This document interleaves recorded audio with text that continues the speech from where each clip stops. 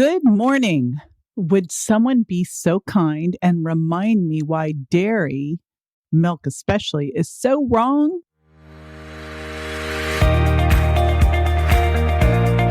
This is JJ Virgin, four-time New York Times bestselling author, celebrity nutrition expert, and fitness Hall of Famer. I've been on a lifelong quest for answers to the toughest health questions. And now I'm sharing what I found with you. Welcome to Ask the Health Expert. Good morning. Would someone be so kind and remind me why dairy, milk especially, is so wrong? I know it's inflammatory, but I always thought it was the casein that made my skin go nuts. Now at almost 50, my skin isn't so much the problem anymore, as much as I notice my gut just seems to stop when I make my homemade Instant Pot yogurt. You guys, it's so good, just plain, no sugar, but I can't poo for days. Why is this? I've tried and tried to make alternative milk yogurt, but it never thickens up like the Greek style I love. This is virtually the only dairy I have in my diet anymore at all, but I may have to go back to none anymore. I'm so sad because the yogurt is so good. Any thoughts? Please educate me again, as it's been a minute since I read The Virgin Diet. Thank you, Julie Dunn from Facebook. Oh man, there's so many things I want to unpack in this question.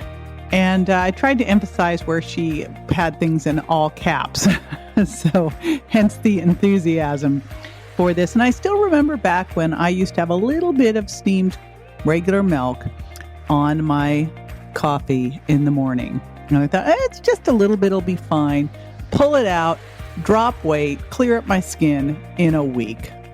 Wow. So let's deconstruct this. I'll be right back to share my thoughts about dairy. Stay with me.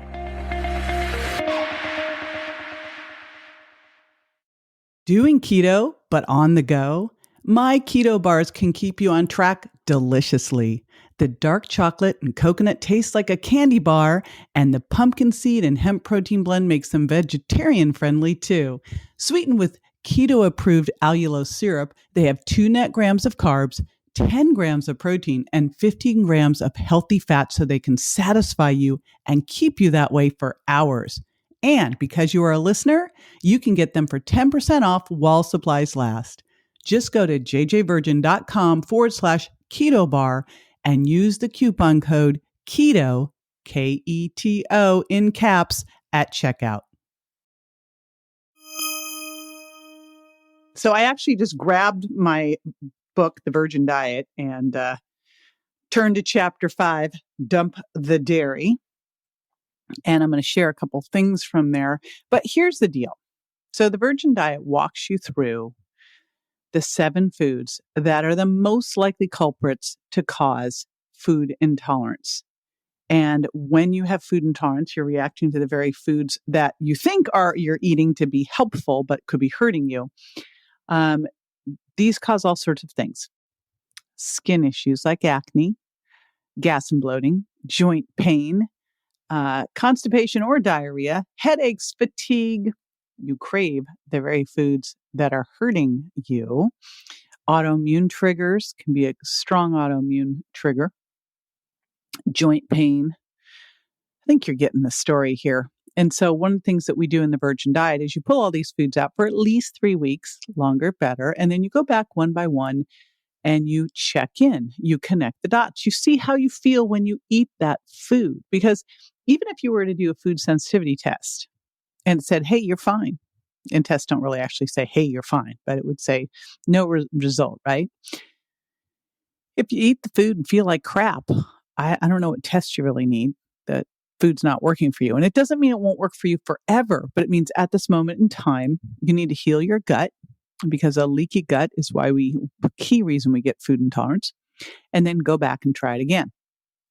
So just had to point that out, and then I'm going to deconstruct this. So what are the issues with dairy? Well, skin's a big one. And so we know that dairy can cause acne and other skin problems. And that actually isn't the casein in there.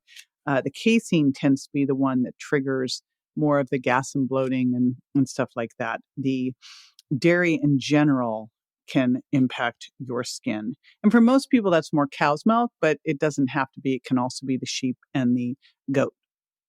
It can also make you gain weight. And this was really interesting. I pulled this study out from Walter Willett's School of Public Health. And I mean, Walter Willett, big, super amazing researcher.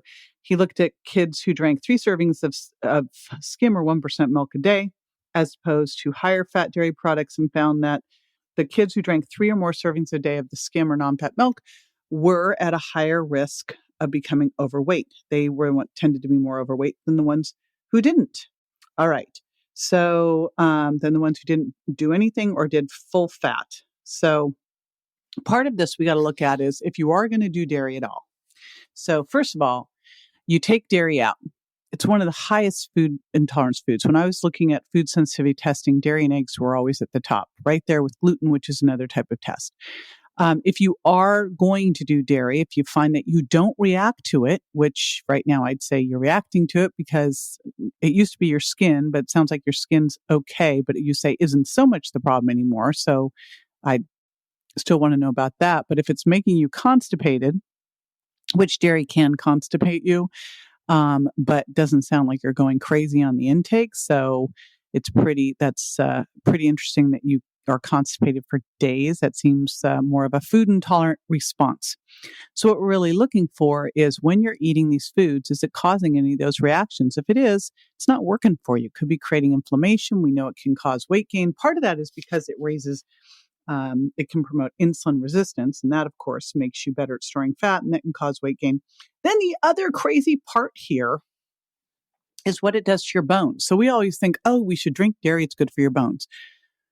Well, actually, dairy is very acidic. And when you are eating more acidic foods, it leaches the calcium out of your bones to buffer your pH back to normal. So that's not necessarily the case. So what should we do here? First of all, see how you feel with dairy. If you're doing fine with dairy, you don't have any of those responses. And the only way to know is to pull it out, go through that 3 to 4 week process completely, where it's pulled out completely. I detail this in the Virgin Diet, then go back and challenge it over the course of 4 days. If you start to feel a symptom stop, you've got your answer. If not, let it go for 3 to 4 days. But you're looking for any of those symptoms: constipation, gas and bloating, skin problems, joint pain, headaches, fatigue, craving. Now, clearly we got a craving problem right now because you are having an issue giving this up. And generally, your body will develop these antibodies and they make you crave the very food that is hurting you, Julie, which is what it sounds like is going on. However, if you found out that you weren't having any of those responses, you would then want to make sure that you are eating a quality food product. Grass-fed, pastured cows is where you'd want to get the dairy from. Then you want to not drink milk because that's basically a bunch of sugar. You want to ferment it so that the sugar gets eaten up by the bacteria, right? Ferment it into a yogurt or a kefir like you were doing. That was awesome. And keep the fat in. If you're eating high quality pastured, then the fat you're going to get something called CLA, which is actually can help you burn fat. So there you go. And that was probably the problem with the Dr. Walter Willett study is they were eating the skim and they were having milk, which basically means they pulled the fat out. They kept the sugar in and, then just was giving that to the kids. Not bueno. No bueno. All right. There we go. So my answer is work on making a yogurt that you do like from almond or cashew or oat milk and mess around with some of the different pectins and gelatins to thicken it on up. All right. Happy hunting. Happy fermenting. This is JJ with Ask the Health Expert. I do this 5 times a week, so make sure you never miss a show by going to subscribetojj.com.